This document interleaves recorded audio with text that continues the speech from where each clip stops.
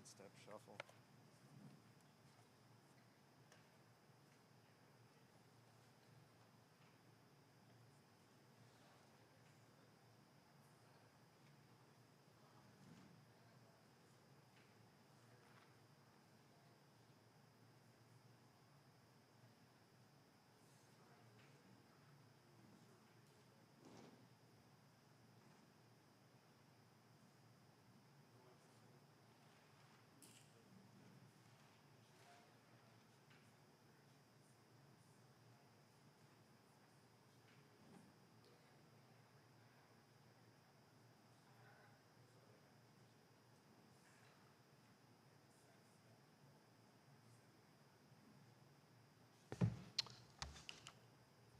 Okay, we will call our August 14th meeting to order. Welcome, everyone. And we'll start, please, with the Pledge of Allegiance. Would you do us the honor, Andrew, leading the pledge, leading the pledge?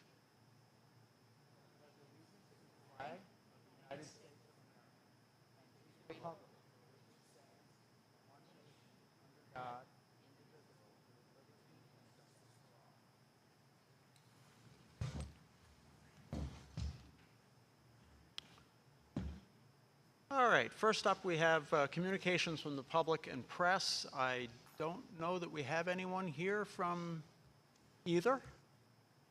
Do we have any comments from administration? Hearing none, we'll move on to information and reports. And we're pleased to be joined here early in the school year, before school even begins, with our new student ex officio, Andrew David. Andrew, welcome, and understand you'd like to have a word with the board. Yes, please.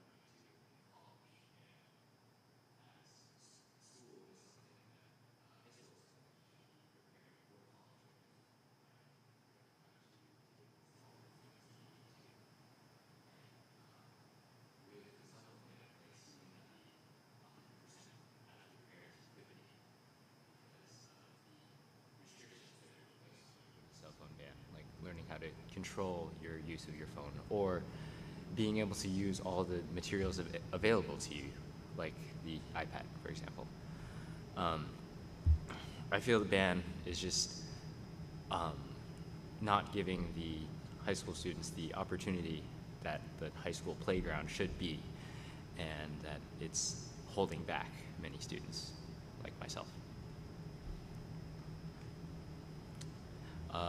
I did attach two slides with images of the remarkable tablet and the iPad that I would have considered, and just like the note-taking, you could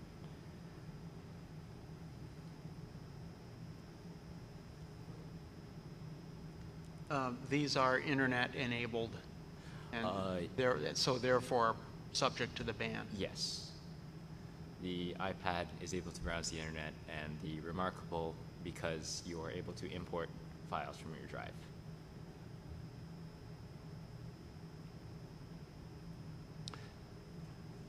You feel like the Chromebook doesn't really serve the same role or the same need in the same manner?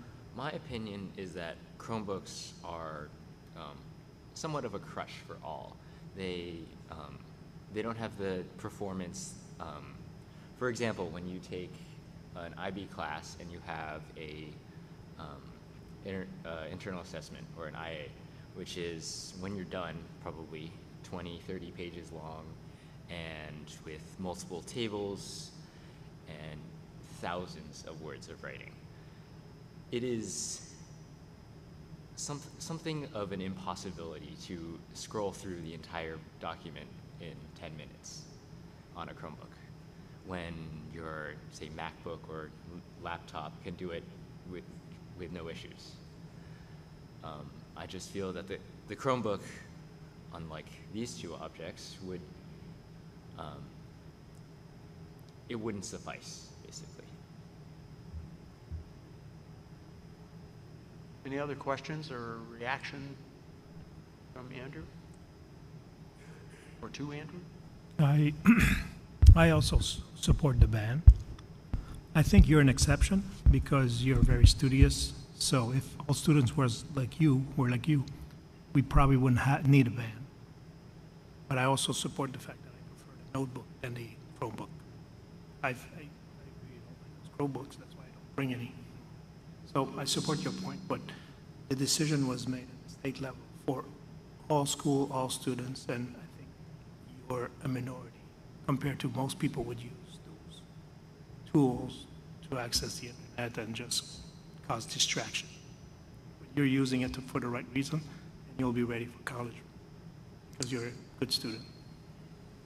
Well, there are other students like me, lots actually, in classes where they have to use devices like their phone for, say, at BOCES, where students have to,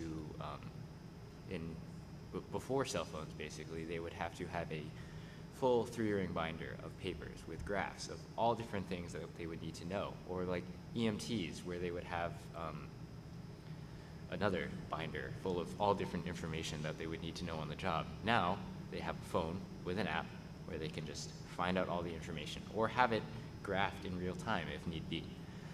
And this, with the cell phone ban in place, or with the limitation that is Chromebooks in place, students would not be able to achieve this in any way.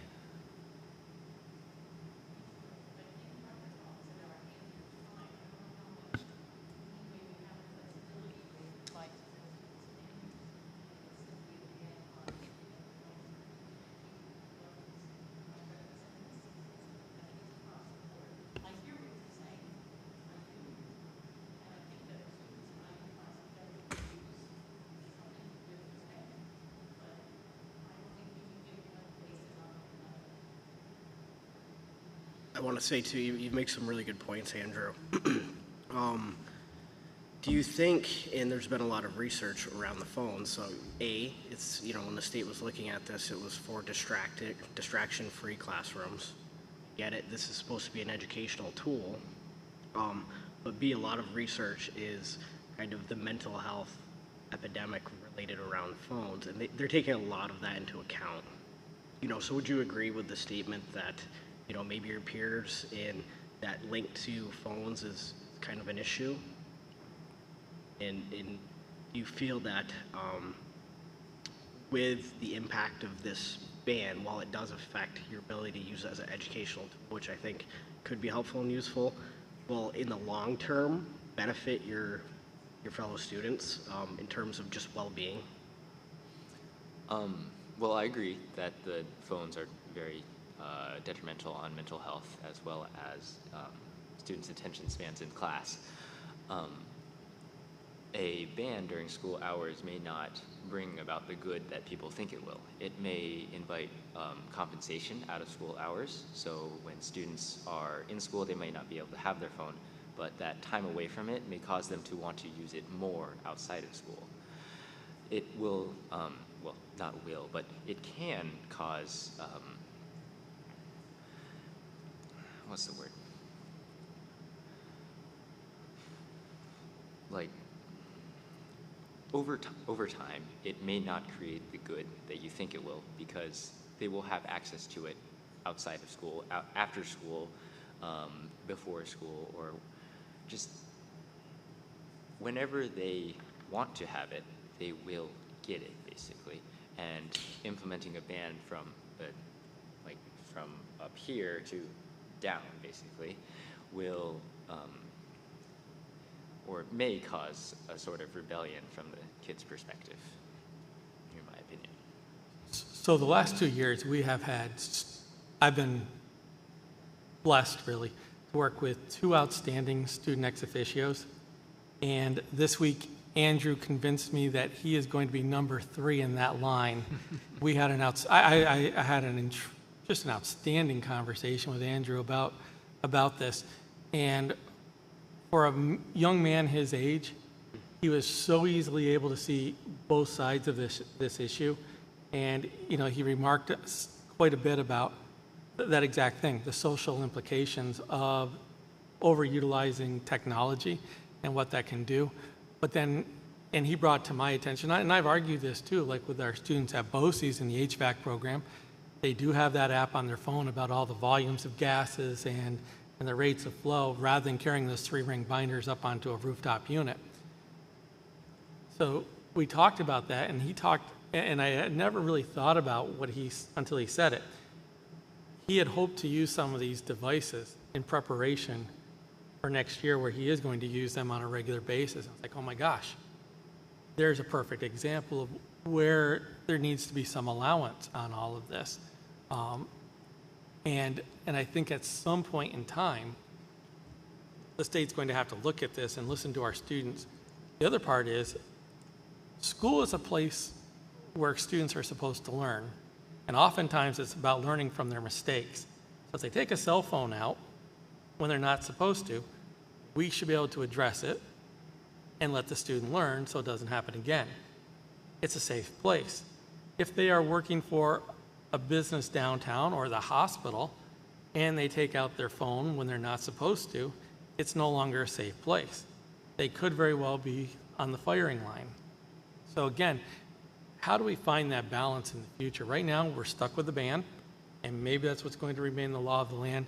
But I think when students like Andrew talk about this and they can see both sides, maybe we'll come to a different perspective in the future to come up with, state regulations that recognize that there is value in school with students using personal devices, but also how do you put parameters on that? So, again, I think, Andrew, you really opened my eyes to some different arguments that I hadn't seen. And I really, like I said, I really valued that. That was just, we had a great conversation in a short amount of time. So. How do we get Andrew to Albany? Kate. My son started at Clarkson last September, and the first thing he got is a tablet, and it helps him a lot. So if he could have used it here, he could have be a little bit more ready. So yes, the technology is changing. Maybe there's going to be carve-outs down the road for tablets or something. Well, thank you for sharing your concern about the state law and your perspective on positive use of technology in the school. We'll have to see where the state goes with that, and in the meantime, our hands are essentially tied, and we'll have to live by the rules that have been set out for us. But thank you for sharing your concerns. Anything else you'd like to say before we move on in the agenda? No? Okay. Well, thank you very much. We're looking forward to lots more reports from you and lots more perspective from the student end of things here at the board table. Mr. Hack, could Andrew share a little celebration of what he's done this summer? Please. I think the board would be intrigued by where he's been this summer and what he accomplished. Well, after Regents Week, the Friday that I took my U.S. History Regents, that Sunday I left for Cornell, where I spent 3 weeks taking the 4-credit course, Intro to World Government and Politics, an international relations course. While there, I earned a B+ overall and earned my 4 credits at Cornell. It was a very condensed and rigorous course, but I had a lot of fun and yeah, made a lot of friends. Outstanding. Okay, I think he needs to stop now to give us less of a complex. We'll move on now to my report. First of all, I wanted to make sure that I shared with you the advisory committee appointments for this year. No need to tell you who's on what committee. It's all right there for you in the link. Looking forward to getting started with our committee meetings and the great work that our committees do. The next thing I have, I did just want to walk through, and I'm hoping Mr. Lincoln can maybe post these as well. I wanted to walk through, we talked a lot about our board goals in our retreat, but they weren't really fleshed out with any timelines or objectives or anything to kind of give us benchmarks. So I'd like to just take a minute and go through those. Board goal number 1, we established that in partnership with the administrative team, the board will conduct an internal analysis of moving to a grade level elementary school model. And some of the objectives as part of that are to examine possible curricular improvements, staff efficiencies, transportation changes, social emotional enhancements, special education delivery, and cost savings that could be gained by organizing elementary schools by grade level. Survey other school districts that have made this change to gain insight from their experiences. Examine current professional literature on stacking schools. And the completion of the study part of this goal would be May 1st. That's not to say that we would be ready to entertain a recommendation to change the way our elementary schools are organized, but that would be the goal for completion of the internal analysis. And if the grade level school concept is deemed feasible, community forums, an ad hoc committee, or other forms of public outreach would be undertaken in the following school year, 26-27, with a recommendation from the superintendent in early 2027. This is a little bit different from what we talked about in the board retreat. It does extend into a 2-year process. But after consulting with Ron and Nicole, they truly advised that because of all of the time that is going to be needed to address the ongoing capital project, there just isn't going to be enough time to produce the entire ball of wax in a year.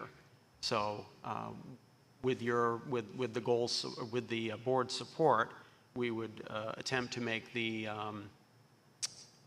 internal analysis part of this the goal for this year, with possibility for picking up the ball next year.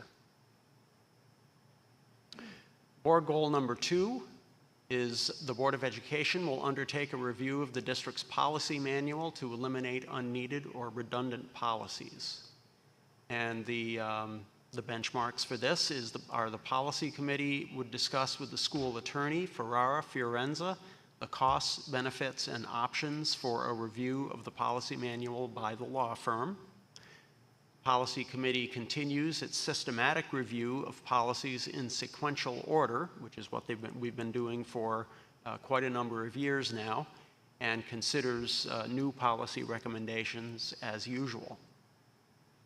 If the changes and updates to the policy manual are recommended by Ferrara, those changes are first considered by the policy committee and passed on to the full board for approval.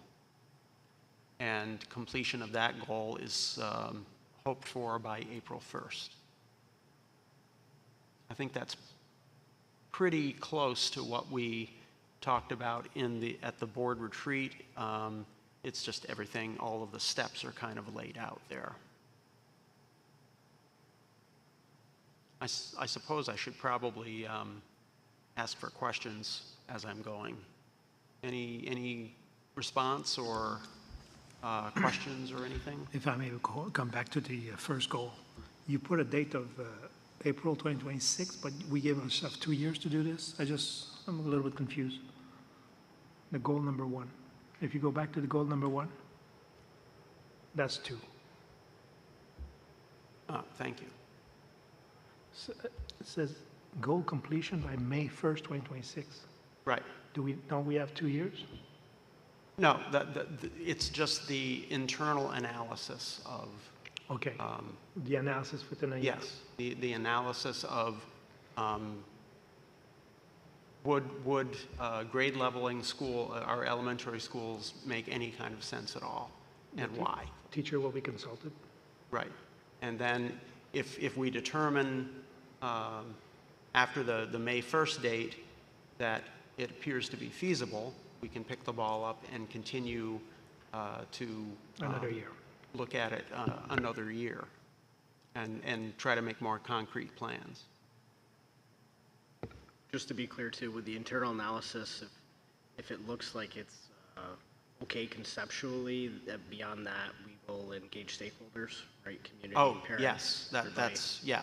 That's a big piece of it. The last Okay. bullet addresses that.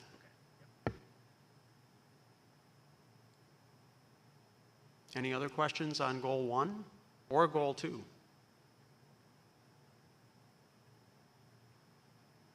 All right, and our board goal number 3, the Board of Education will review the New York State School Boards Association Annual Meeting Delegates Guide prior to the October 16th annual meeting to assist the board's annual meeting delegate, which is very likely to be myself, in casting votes that reflect the wishes of the Board of Education.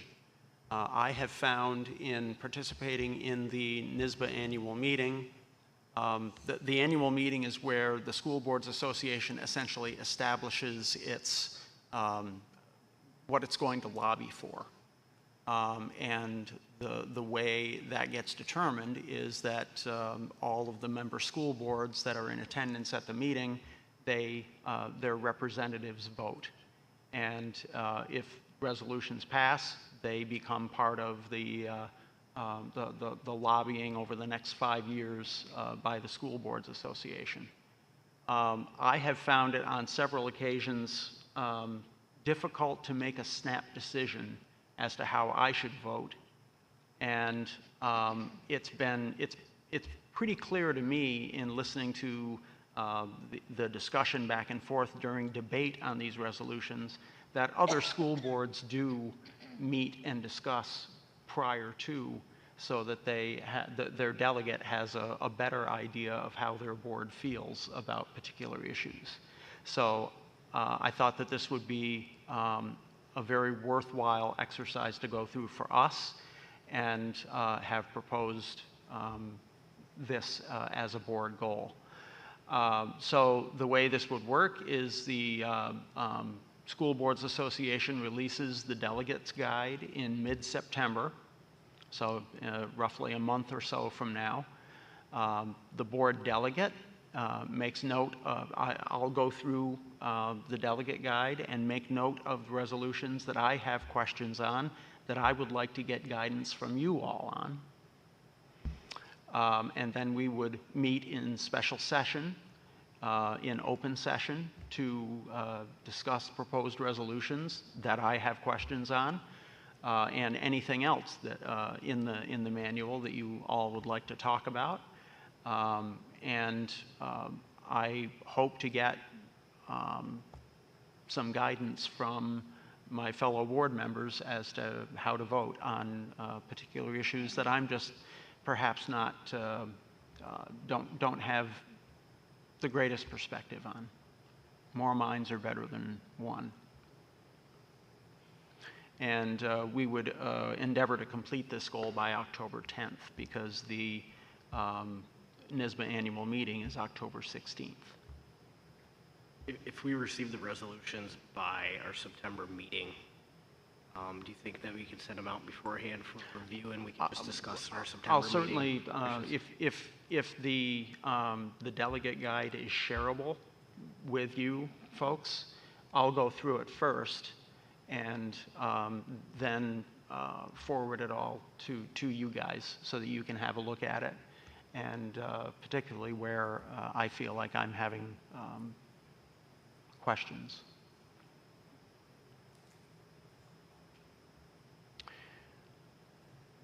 Okay, and we're going to be seeking approval from the board of these goals for the year later on in the meeting.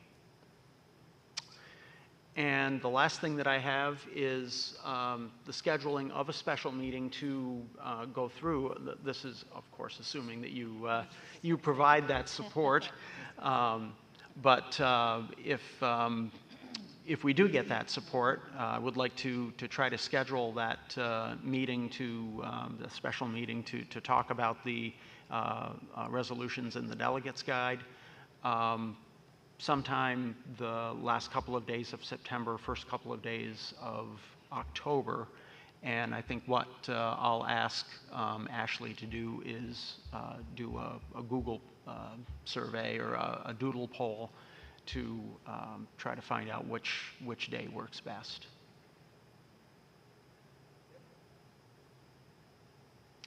And that is all I have.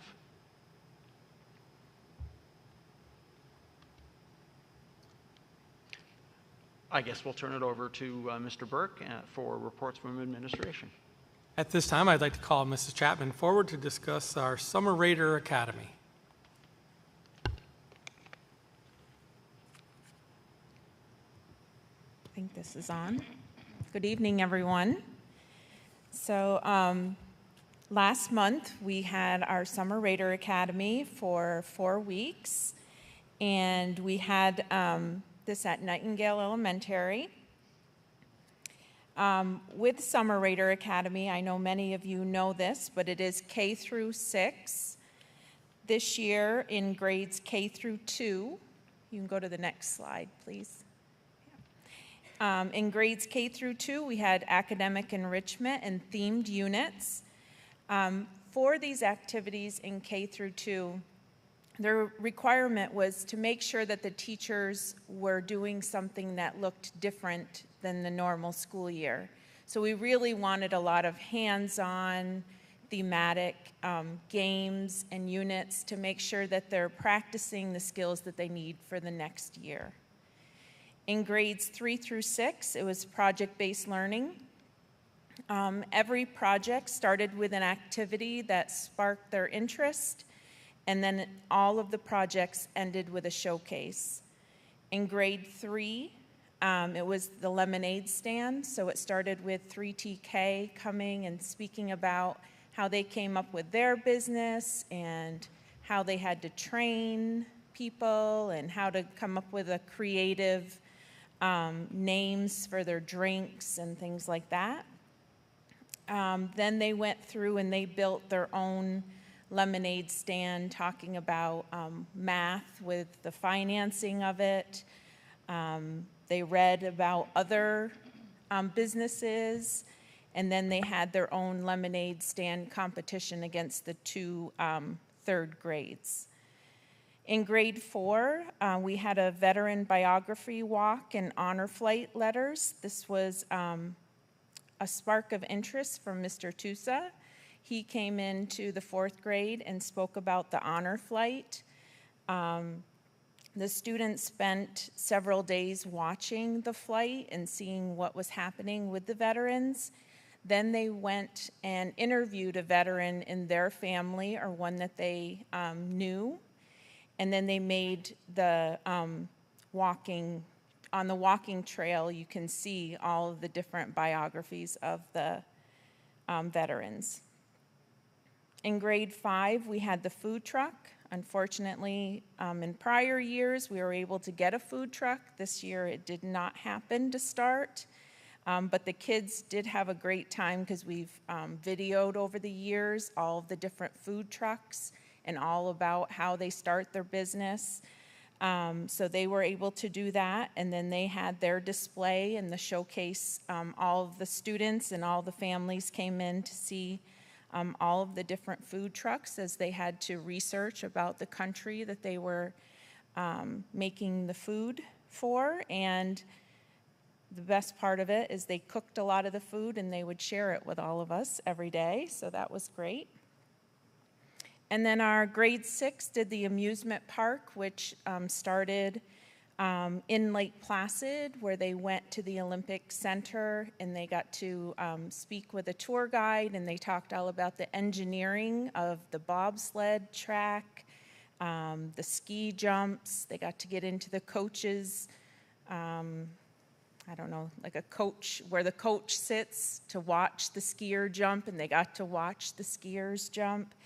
So that sparked their interest, and they talked all about the engineering of all of that. So then they went back and created their own amusement parks with concession stands and all of that. Next slide. Yep, STEM activities. So with the Alcoa grant that I had written, we were able to hire 2 of our own STEM facilitators. So Erica Weems and Patrick Printup were our 2 STEM facilitators for the summer, which allowed the kids to have it at least 2 to 3 times a week, compared to only having it once in the summer. So in grades K and 2, every engineering concept that she went over was always started with a book. So she would read to the students, and then they would move into building boats or catapults or going to maker stations. It was pretty cool watching the kids. They were on a computer trying to watch how someone was making a catapult, and then they would go and try to make it themselves. And she did some really great things. In grades 3 through 6, the students learned to program spheral bolts, which are little tiny spheres that they code with an iPad.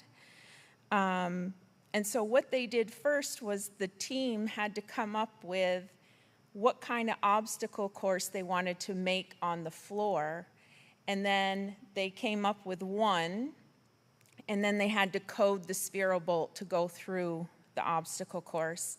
So at the end of that, students taught us how to code and taught the younger kids how to code, which was really neat to watch.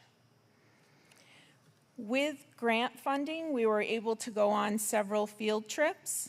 Like I said, grade 6 went to the Olympic Center. Grades K through 2 went to the North Country Children's Museum, where they did a science program on bubbles, plus they got to explore all through the museum. That was through the Alcoa grant also. The Olympic Center adventure was through the Adirondack for Kids grant. We went to the St. Lawrence Seaway and to the Nicandry Nature Center, which was all through Connect for Kids. Next. Oh, thank you. So the one thing that we certainly want to work on is that 184 students were enrolled in May to go to Summer Raider Academy. But as you see, on day 1, we only had 117. So when I did the rosters in June, we had 27 kindergarten students, 27 first graders, 29 second graders, 30 third graders, 33 fourth graders, and 22 fifth graders, and 16 sixth graders. So when I did that, I decided that I needed to cut some of the positions. We've always had 3 teachers per grade level, except for 6th grade. We've always had 1 because we just do not have those numbers. So I cut it back to 2 teachers per grade level and 1 for 6th grade. So, you know, with the teachers reaching out to the parents, and then at the end too, I did call them and spoke with them or tried to message them, you know, and I wanted to know, why is it that they didn't come? You know, is there something that we can change so that we can get more students in? Some were that there's a daycare need in the afternoon, you know, so they didn't have somewhere to go in the afternoon, although I suggest, you know, rec, and then there's PAL, but that didn't, you know, they didn't send them still. Just family came to visit for the summer, and then they decided not to come. A child wanted to spend time away. In May, they thought they were going to come, and then in the summer, they just went away to visit family. Some spoke about the transportation in the morning, so after speaking more with families, learning that some of the families that had trouble with transportation were in walking distance to Nightingale, and they had a younger child and they couldn't get them there. Some, because we only had 4 buses and we're going all over, some had to get up an hour earlier than they usually do during the school year, and the kids didn't want to get up, or the parents didn't make them. We have great opportunities for our students here in Massena, and you know, they had volleyball camps, basketball camps, theater camps, therapeutic rec. They decided to go to PAL, Massena rec, and some did many of those, which was amazing. So I surveyed the parents and I surveyed the staff, and we're reflecting on, is there a better way to structure what we're doing in the summer?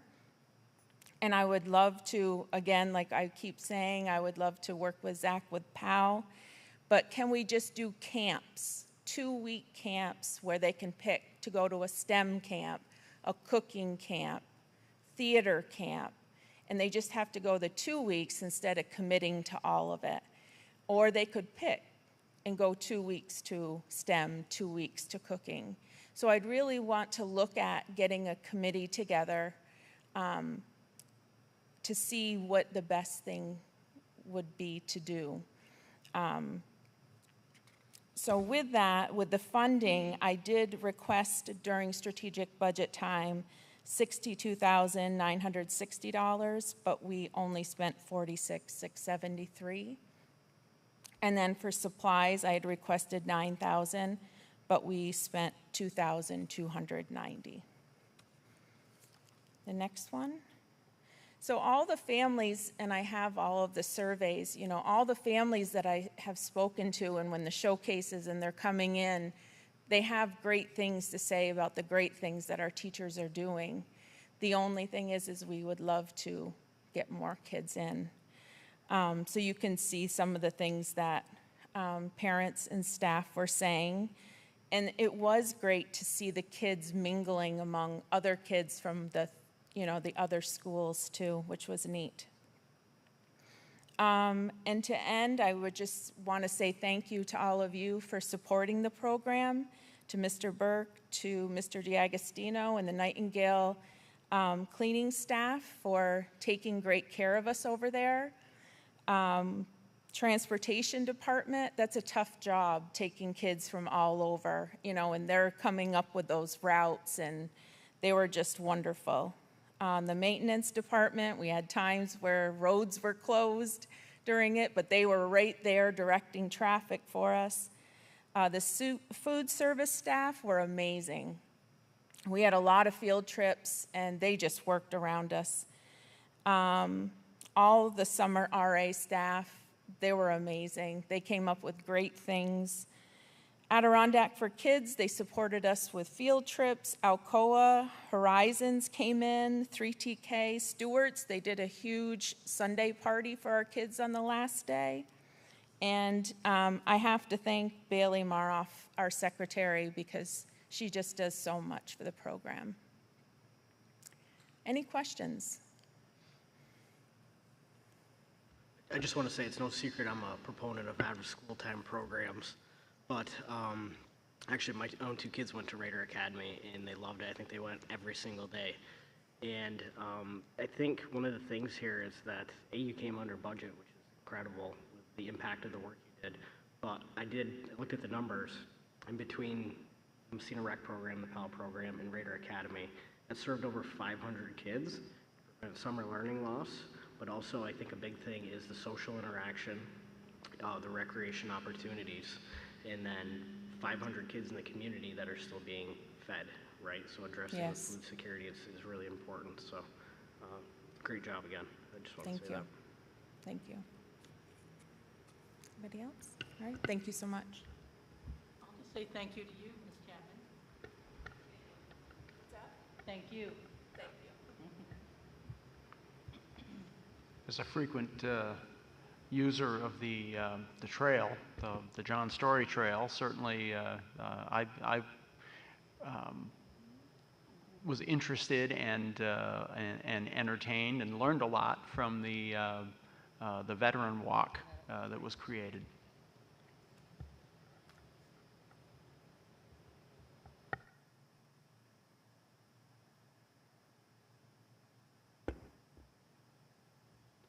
Okay, thank you, Mrs. Chapman. And now I'd ask our Assistant Superintendent for Instruction, Ms. Charleston, to report on district goals, past and future. Sure. So I've compiled basically an end-of-year report of our 24-25 goals, and then I will present the 25-26 goals. And as you know, last year around this time, the administrative team, we created data-based goals, SMART goals, and there's 3, the ABCs, improving chronic absenteeism, so A, attendance, B, benchmarks was our 3 through 8, and regents, and climate, our climate and culture of staff and students. So we will continue that work. We have 5-year goals that we would like to reach by the school year of 2028-29. So first linked in is the 24-25 district goals, just for reference. The next link you will see in the agenda is the data, and that's what I will go over, and that is what is on the screen. There's 2 things that I'd like to point out that we made a change, and we think it's for the better. As I said, it was new this past school year, putting this together, and we kind of learned things along the way. And one of them was originally all of our numbers were to the nearest hundredth. When we started putting in the actual data, it got very difficult to read. So we ended up just rounding everything to the nearest whole number. So you'll see a little bit of a change from the 24-25 numbers to the data that I'm showing, and that's just for readability. The second part is in the benchmarks. You will notice grades 3 through 8 in our original goals. We had them by each grade level. And again, when we started looking at that, and to be honest, the scores just came out Friday, so it was a little bit of a rush to try to get this data and dig through it. But this also, what we decided to do is take 3 through 8 as a whole as a data point, just like we did with regions. And so it's basically very similar to the high school data that we're sharing for the benchmark information. And just a reminder with that, you will still get all the grade level information in the fall when I break down all your 3 through 8 scores, the enrollment, regent scores, you'll be able to see all of that. We just thought for district goals, this kind of cleaned it up a bit. So with that, attendance, the pre-K through 6 goal, we did not meet our pre-K through 6 goal, but we were very close. When we rounded to the nearest whole number, it says we were off by 0.5%. Actually, it was 0.37. So we were quite close at the pre-K 6 of meeting our decreasing chronic absenteeism goal. And just as a reminder, chronic absenteeism is 10% more of days missed. So 180 days of school, it's 18 days or more means a student is chronically absent, and that's what we've been working to decrease. At the 7-12, this is really where our focus and attention is going to be for the upcoming school year. We did not make the chronic absenteeism goal and unfortunately went in the wrong direction by 5%. So Our end-of-year chronic absenteeism was at 36%. So Mr. Burke, myself, Mr. Oliver, we've really been brainstorming this summer along with the rest of our administrative team, and we have some ideas of things that we're going to implement differently. We're going to continue to do the things that we're doing with MTSS at the high school, but we review monthly data using our school tool dashboard, and we've been focused a lot on kids in red. We're going to actually start focusing a little bit more kids in yellow, meaning they are close. They may have missed 20 days instead of 18 days. And so we're going to kind of, focus our attention on trying to support those students to get them here to school more. The other thing that we're exploring, Mr. Oliver and I will be talking with staff in the fall, just to have conversations. Staff is looking to reopen conversations about course credit. So we're going to just begin those conversations and possibly implement at the freshman or sophomore levels.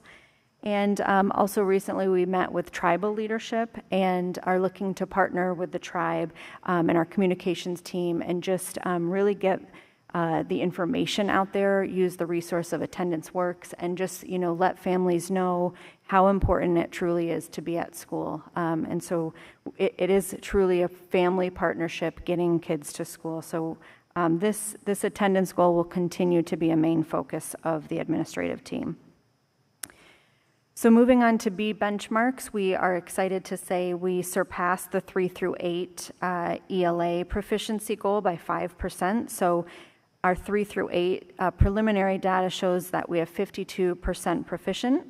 And then our math proficiency, we also met our goal of 60% proficient at the 3 through 8 level. And we also met our New York State Regents goal, and that was at 73% proficient in June Regents, and that was 0.5% over our goal.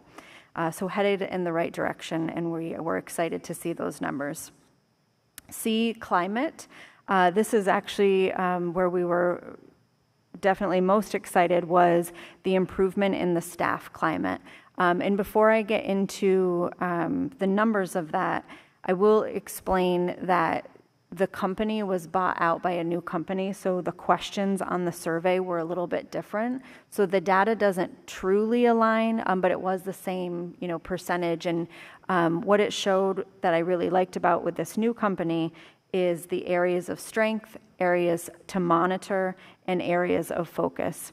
And what that showed us was we are really close in some areas. Rather than just assets, risks, it's nice to see what are those parts that we can monitor and try to get into our assets.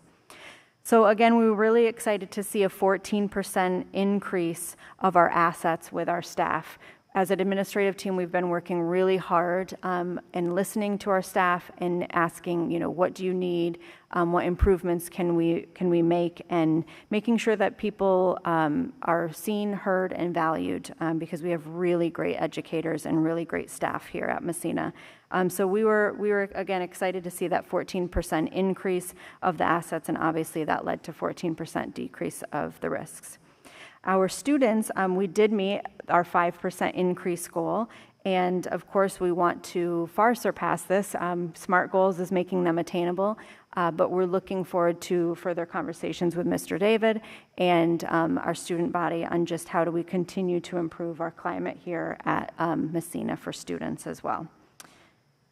Any questions on the end of year 24-25 data that we've looked at?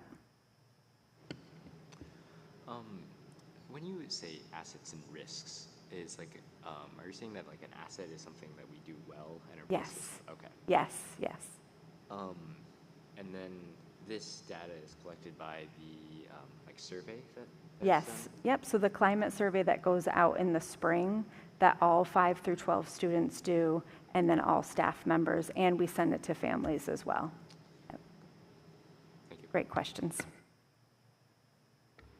Any other questions? I saw the state education department release the preliminary data on assessments, and it looked pretty optimistic in terms of what they were seeing, increases across the board.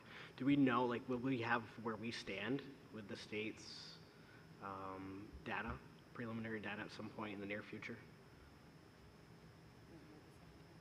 I think at this point, because the data just came out on Friday, And this is also that period of time where we're actually evaluating at every school. Is that data accurate? So we really haven't had a chance to look at any comparisons.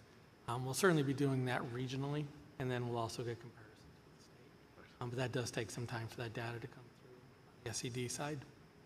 Usually around October is where we get the comparison data. November is usually the state data. So I usually try to present the information to the board around that time frame that really breaks it down and gives us those comparisons. And Ron will now just give a quick overview of our these were our instructional goals, and he has 2 non-instructional goals from the 24-25. Thank you. So the first goal that we had, that was non-instructional, was to present a capital project referendum, which we did, and we met that goal clearly. We're in the process now of planning. The second part was also to take steps or the second goal was to take steps to plan for compliance with the New York State mandate to purchase zero-emission buses. And that also really ties right into the first goal because that is part of our capital project. That is an aspect that we'll be talking about and planning for the electrification of the bus garage in the event that we are required to truly transfer our fleet over to electric buses. There's more and more coming out, so you'll see that this goal is coming off for next year. It does look like we're going to see some reprieve from the governor in terms of getting waivers for up to 2 years at a time. Part of the problem is that while it's a great goal to be zero emission, the technology for large vehicles is simply not there, and it's being shown around the state where schools have attempted this. Again, we attended the RSA conference, and that was one of the presentations that I attended. A school that employed, I believe it was 4 of these electric buses. Drivers like them when they run, and that's kind of where the problem lies. And also being able to regenerate the batteries during the course of the day. So again, there are some and they had great analysis that they are now sharing with our legislative leaders who said this is exactly what we need to enact change to this legislation. So I do think we're going to see some changes in the very near future as it relates to this mandate.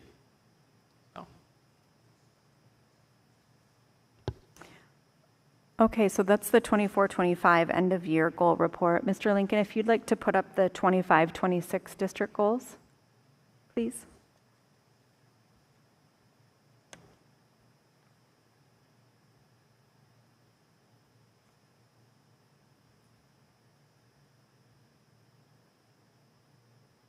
While he's getting that up, I'll just go ahead and get started. So the first, do you have the first page of that, Mr. Lincoln? There you go. Perfect. Thanks so much. So this visual, as you know, is in all of our buildings. This is what the admin team we look at and we discuss every time we are together around Mr. Burke's table. Attendance, benchmarks, and climate. These are our 5-year goals. This is what we're looking at the information and discussing and working to improve over time. If you go to the next slide. So this is at a glance our beginning of the year numbers. We are looking to decrease chronic absenteeism, continuing to decrease 1% at the pre-K 6 level. So our hope at the end of this school year is 21%, 2% change decrease at 7-12 for the goal of 29% chronic absenteeism. And we chose to continue with our same goals, even though we've got kind of a gap now to make up. We thought it was important to continue with our 5-year long-term goal of where we'd like to be in 28-29. Our benchmarks for 3 through 8 testing, ELA, we're hoping for 49% proficient, and math, 61%, and our New York State regions at 74%. Our climate goal, we will continue to give the climate survey annually to staff, students, and families, and we are hoping to increase assets to 38% for staff and 10% to students. And again, this is a SMART goal. We're written to be attainable, but we're looking for ideas and student voice to help us increase that even more. The document goes through and it basically discusses how we will implement and the evidence we collect to do that. And so Not much has changed from the previous year. We will continue to implement and do the things that we have been doing, but they are there for you to look at if you'd like. The first one being attendance, then benchmarks, and then finally the third page of climate. And with that is the new non-instructional goal with Mr. Burke. Got that one? So the non-instructional goal, it's down to 1 this year, and it's because it's based on this, $78 million project. And that's where our focus really needs to be on this. So basically, the goal is to have the design phase complete by May 31st of 2026, which then allows us to follow our schedule, getting this off to state ed that summer, getting state ed approval. So that way, in the fall of 2026, we should be able to go out for bids with our contractors, or in the very early part of 2027. You'll see that the implementation is really all about stakeholder groups in the first 2, and then the Director of Facilities and myself will be serving on each of those stakeholder groups as well. We've actually expanded that already to include our business manager and our Director of IT. Good news on stakeholder groups, you can see we've got deadlines for each one of the major areas. We have already convened once for the athletic areas. We'll have our second convening in 2 more weeks, so we'll be well ahead of schedule with the athletic areas. And what we're doing with our stakeholder groups, we ask them to do 2 things. Identify the problems that exist and share your dreams. And we talk about sharing your dreams with the idea that there are confines due to finances and due to space. But until we hear all of those things from the people that use these facilities on a daily or on a seasonal basis, we really don't know what this should all look like. So again, we're trying to get as many voices in on these meetings. We met for almost 4 hours, 3 or 4 hours yesterday with 4 stakeholder groups. Phenomenal conversation. It was a virtual meeting, thankfully, because some of the ideas were great, but grand. And, you just can't do some of those things. But I think it's a safe environment, so people were really sharing everything that they could see. And I think we're going to have some really great information for the Facilities Committee to look at, and then to give their final blessing to the design plans in May. So again, great opportunity. This is a pretty exciting goal to be working on this year. Those are the goals. Does anyone have any questions? Okay, thank you. Okay, thank you, Ms. Charlson. And the next couple of items, I'm going to be asking tonight that the board approve a floating bus monitor position. We actually have candidates, and right now we will have, because of our needs for special education students, I believe we'll have, every bus will need a monitor, with the exception of 3 or 4 buses that we run. So we have a large volume of aides. To have a floater, it's imperative because it's difficult to get subs. If we have a floater, we know that we're going to be utilizing that person on a daily basis due to absences. Every time we hire an aide that's due to the needs of a special education student, it is fully aidable at our 90% state aid. So again, I'm asking for that. I'm happy to report that we are seeing interest in driving. Right now, we are in the process of looking at 4 potential drivers. 2 are fairly well advanced. 1 is taking the road test, I believe it's next week in Plattsburgh. I'm pretty confident that that individual will pass. So we're going to actually have reserve drivers. But again, with the number of drivers and the number of buses that we have on the road, if I could have up to 2, I would be happy with 1. If the board would approve floaters, because again, I can't think of almost any day where we're not short 1 or 2 drivers due to medical, due to personal issues, whatever it might be. That would save us on 5 different positions. That would save me from having to pull the mechanics out of the bay to drive. It would save me from having to pull the transportation director to drive. And it would also save from having to have the superintendent drive. But again, we all have roles. We're all more than willing to chip in when needed. But again, if I could have 1 or 2 reserve drivers, and they can be busy all day long, because we get a sick child, mom or dad doesn't have transportation, we have to pull somebody from the garage to take the child home. So there's plenty to do. There are 40 buses, and throughout most of the year they could be washed. We just don't have the personnel. So again, we can make great use of these individuals up to 4 hours a day. On athletics tonight, I have some really great news. It's a great problem to have. For cross country, we currently have 45 plus student athletes signed up with one paid coach. So again, we have volunteers, but a volunteer is a volunteer. It's imperative, I think, for the safety of our students and also for the instruction of the program to have an assistant coach. And that was a recommendation by Mr. Reagan, which I fully support. Likewise, at modified volleyball, we have now 40 student athletes signed up. The ideal 10 or plus more on a team. We are going to do everything we possibly can, again, to run a second modified volleyball team. They would practice together, but hopefully, again, we can combine and get to games with other schools for 2 teams. But again, with that many student athletes, we know that there are going to be cuts. But again, we've got a lot of student athletes, and that's an awful lot for one individual to try to make sure they're safe, and again, that they're being instructed properly. So again, I support Mr. Reagan's recommendation and request for an assistant coach for the modified volleyball. It's not unheard of. We do have other assistant coaches in modified sports, such as football. So again, I think this is a great problem to have. And it also ties back into our culture and climate, where we're trying to really get students engaged, which again, if we can keep them engaged, that should hopefully lead into better attendance. And athletics is one of the carrots that we can put out in front of our kiddos, not unlike offering the musical at the 2 elementary schools. Get them hooked, get them engaged with other things besides academics. So again, I think we have a really great athletic problem this evening to face.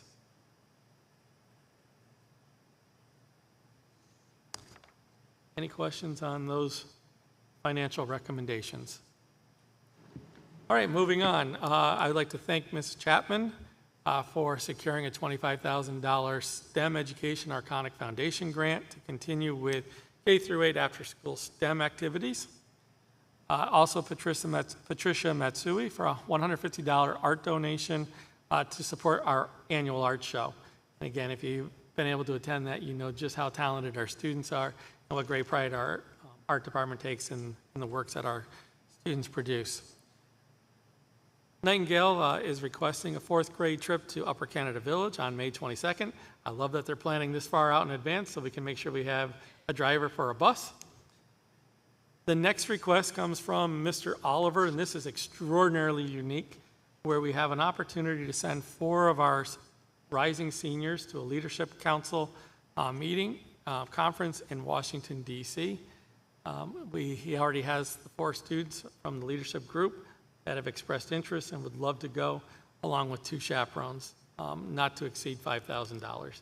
Again, I think it's a great opportunity for our students to engage on a national level with other students of such high caliber that exhibit leadership, and to learn from that and grow with the hope that someday these students will return to Massena and become leaders and possibly even, who knows, serve on the board. And the last thing I was asking the board tonight was a construction management contract with GYMO. However, we found 2 issues this afternoon, minor issues, I do believe, but I'd like to postpone that recommendation until our next meeting and we get those issues resolved. Any questions for me? Thank you.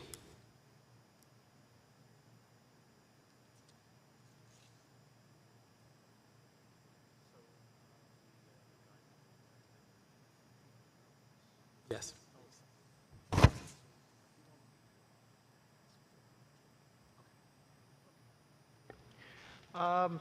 Yeah, let's move on to recommended actions. First up is the consent agenda.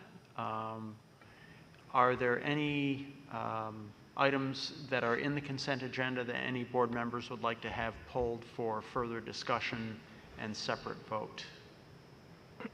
I would like to comment. When we get the financial numbers, was it possible to put the previous month so we can compare month to month instead of having just 1 month? It's hard to make sense of one number or to remember what it was. Yeah, absolutely. We can do that.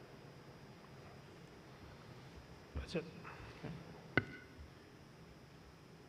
No requests to pull anything. So I would entertain a motion for approval of the consent agenda. So moved. Second. We have a motion and a second. All in favor? Any opposed? That carries. Moving on to other items for action. We have approval of the 2025-26 Board of Education goals. So moved. Second. Any questions or comments? All in favor? Any opposed? Approval of the district safety plan for 25-26. Second. Questions or comments? All in favor? Okay. 2025-26 Massena school tax rates. Do I have a motion? A motion from Joyce. Sorry, I talked over you. Second. And a second from Robert. Any questions or comments? All in favor? Oh, I'm sorry? Oh, I skipped the district goals. I'm sorry. We'll get that next here. We didn't vote for it. That didn't require a poll, the individual board vote. Okay. All right, so we'll back up to the approval of the 25-26 district goals. We did motion for that? So moved. Second. I thought we did that one. No, we did the board goals, the district goals are Okay, next. sorry. You're right. We have a motion and a second. All in favor? Okay. All right, we have approved the tax rates. So we'll move on to approval to create bus monitor floating position. So move. Second. Okay, any questions or comments? All in favor? No one opposed. Approval to create a bus driver, floating positions. So move. Second. Comment. Question? That's not hateable, that one. So they are aidable the minute they step onto the bus, just like as if they were a sub.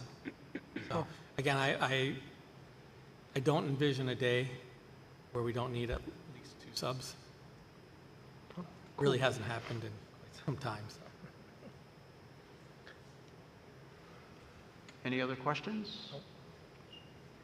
We have a motion and a second. All in favor? Any opposed? I have a question. Mr. Berger, do you think we will see a return of buses from the high school at 3 for the after-school program anytime soon? So actually, Mr. Oliver and I spoke about that today. So what he's talking about is the after-school bus at the 3 o'clock, which really we have not been able to run certainly at all. Last year we tried at 4 o'clock, and it was really a failure, just too long of a time period. So that's our hope as well, is that by having these 2 drivers, the 2 sub floating drivers, that would also free somebody up to want to take that in the afternoon. The other part that it does as well is it creates, when we don't have enough drivers and the 5 spares that we are, myself, the mechanics, and the transportation director, there are many times where we're rearranging, pushing back departure times for games or other extracurriculars, and this would help eliminate that as well. So it's really it's a huge plus. But again, that is a major goal, is to get that 3 o'clock bus. Okay, next we have approval to create assistant coach for the cross-country program. So move. Second. Questions or comments? All in favor? Okay. Next is the approval to create an assistant coach for modified volleyball. So move. Second. Any questions? All in favor? Okay. Next is approval of the conference request to lead on February 27th through March 1st. Second. Questions or comments? All in favor? Okay. Next is the resolution to approve the construction management, sorry. That was on the agenda. We heard Mr. Burke's recommendation to table this. I would request a motion to do so, please. To table. Well, I recommend to table. Second. Okay. So we're voting to table the construction management services contract. All in favor? Any opposed? Okay. And now approval of personnel items. And Mr. Haggett, I recommend approval of personnel action items listed as numbers 1 through 77. Do we have a motion? Second. Any questions or comments? All in favor? None opposed and no abstentions? Okay. Very good. Thank you, Mr. Burke. And now we're looking at new business items for future agendas that anyone would like to propose. I had one thought when we're talking about the PLC survey, the climate survey. And so it's been a year since I've looked at it, but I'm pretty sure there's questions in regards to assessment of leadership and staff. So my thoughts were, and it would be a good board discussion, but you know, we do our own board assessment. Would that be an opportunity for us to get an external assessment from teachers, from parents? I don't know that it would apply as much to students because I'm not sure how much they're aware of, you know, what the Board of Education does, but it is a good opportunity to get an external assessment. It doesn't have to be a ton of questions because I don't think any of the other administration-based questions are a lot either, but, you know, 3 or 4 questions just to get a gauge and an idea of how we're doing from an outside source. You know, Zach, I'm going to say that's a really good idea. I'm always surprised when I'm out and about in the community. People will say, oh, I watched the board. Aren't you on the board? I watched the meeting the other day. And I'm, really? You people watch this? I'm amazed at how many people take the time to watch our meetings. And maybe they do have some really good feedback for us. That's a good idea. Yeah, I think it's just important for us to know, you know, we're elected to a position and we need to know that we're doing, you know, what our community is looking for us to do. And if they have suggestions for room for improvement, it never hurts to get that suggestion or to get a direction. Is that something that could be added to that survey? So the Ed Elements is actually ran through BOCES through our McKinney-Vento grant. It's done regionally, and they don't have anything specific for boards, but I can research what's out there for that. Just because this company doesn't do it doesn't mean someone else doesn't. Maybe that's not the right format for it, but we can look at another format. Yeah, it might be a great thing to do as we're discussing, you know, how did we do at the end of the year, where we could send it out simply as a Google survey. I was kind of Get really thinking a great Google form responses. through Parent Square. Yeah. Can I ask for clarification on what you mean by staff leadership, I guess? Staff leadership as,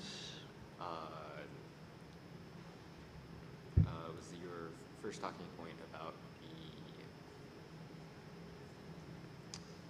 Survey, yeah, like, but I'm the staff, it's from the board. so I was saying with the PLC survey, I think there's an opportunity for, on the student, because there's different surveys. I think there's a parent survey, a student survey, and then a staff survey. And so I think they're very similar in questions, but I think the students and parents have an opportunity to give their feedback on administration and school leadership, I believe. So that's kind of where I was thinking, you know, the Board of Education is a part of that administration and leadership team, so it's important to get that feedback as well, too. Does that clarify? Yes. Yeah, okay. Andrew, would you say that that's true, that students probably Yeah. don't have an idea of what we do? Yes, I would say I'd that say most students have no idea who Right. is on the board or Right. what is What the role is. discussed in these meetings. Right. But you're gonna bring some information, try to educate them or Only good orient them. things. I will say that my position, like before taking up the role, I didn't have much of an idea of what it was, which goes to show the little information out there to the students, at least.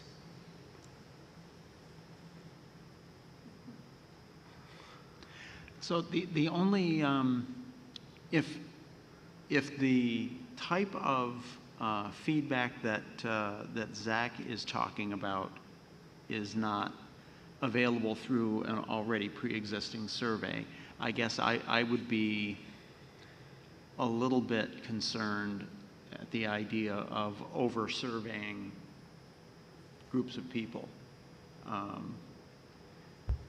Just a comment. I do think creating a Google survey and putting that out through Parent Square, that's probably as strong a way to get access to some of that information that you're talking about. Yeah. I like that idea. Yeah. I don't think we're in any danger of over-surveying the people that would do that, because if they're already watching the board meetings, they're already putting in this extra effort. So what is one extra survey to them? Good point. Yeah, they're invested. I told you about him. Yeah. It's a Trinity boy, by the way. Any other items for future agendas? I guess I don't know if that was an agenda item necessarily, but a very good suggestion. I see that there's an interest for cross-country sports. And if I remember well, we were doing our cross-country at the Robert Moses Park. I was wondering if we couldn't develop the back of the high school. In Salmon River, they have a great track in the back of their school. I know Potsdam has great woods as well. We have this all, I feel like I am qualified to talk about this. So we run at the Nicandry Nature Center, which has amazing trails. And with the paved John Story that is behind our high school, it's a good length, but the fact that it's paved now and the, for lack of a better word, boring trail that it is, it's not as great as a course as you would see it like Norwood, where they have this wooded, hilly, nice course that is enjoyable to run on, versus the John Story where you're just running 2 laps of open concrete nothingness. exactly, that's what I'm saying. We have the woods in the back that we could extend with a walking trail in the woods if the person that owns it allows us to do a trail, but I don't see why they would say no, but we could easily develop trails in there. Yeah, it might come down to a liability issue on private landowners. It doesn't mean that we shouldn't attempt. I'm not sure if it would be, I'm not a runner in case you haven't figured that out, but I'm not sure if there'd be enough land opportunity to get a long enough course back there. Yeah, I don't, like, based on like what I've seen from the road, I guess, I don't know if there's enough land to have a full 5K back there. It might be a question of the space that's available. Maybe something to explore, maybe you can come back with answers. Maybe it doesn't make sense, but I That's thought- worth exploring. yeah.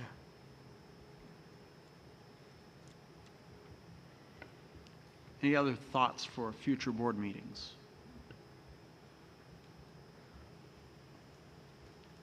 I'd like to put out there maybe looking into any replacement for Chromebooks for students who maybe express interest in using a more qualified computer, for maybe IB students or students who might benefit from stronger computers. either purchased through the school or otherwise. Example, do you have examples? So my view is that the Chromebooks for some students, maybe not, like, not all students will be able to get by with just Chromebooks, but many will. So I don't think we need to buy new computers for the entire student body, but maybe getting them for a select few or those who deem that they need it or have a use for it in their classrooms. Is that something the policy committee could look into, maybe discussion with our IT director? I don't think it would need to be Policy. policy. I think actually Andrew and I are getting close to being on the same wavelength, because as he was talking about different things that might be more useful for certain students, I was thinking the same thing. What could we do differently? Like this year, we've added a Mac lab for our visual arts program. So what could we do? And I think that this might be something that I would ask Andrew to then go back to Mr. Oliver and let Mr. Oliver start that at the high school level with his, with the student leadership, his faculty, come up with ideas. And because it is it always sounds easy to do things like this, but it might involve, like with our MacBook, involve new servers, which also involve training for our IT department. So then we would take whatever information Mr. Oliver and his group come up with, send it over to Ms. Charleston so she can bring that to the tech committee, and we would incorporate that perhaps into our strategic budget. But I think Andrew's really onto some really good ideas there. That is the Chromebook as a one-size-fits-all. Is that really the best way to educate our students, especially the ones that are preparing either for college or for, career and tech? What is the best option for them?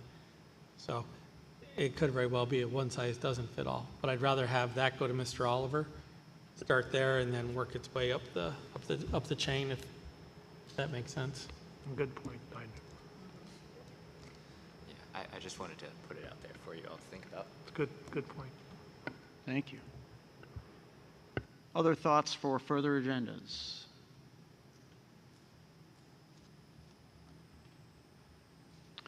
Okay, we have no public or press here, so we have no need for comments, I don't believe, and no need for another executive session, so I would entertain a motion for adjournment for this evening. Do we have a YouTube audience where they can ask questions? No? Say again? Do we have a YouTube audience where they can ask questions live like we used to? I guess we do. Don't we, Mr. Lincoln? Yes, we do, but there are no questions. No questions, thank you. Thank you. Yeah, we used to ask that as sort of a matter of course, and we haven't been. We have a motion, and you have a second. Okay, thank you. All in favor of adjournment? Have a great night, everyone. Thank you very much.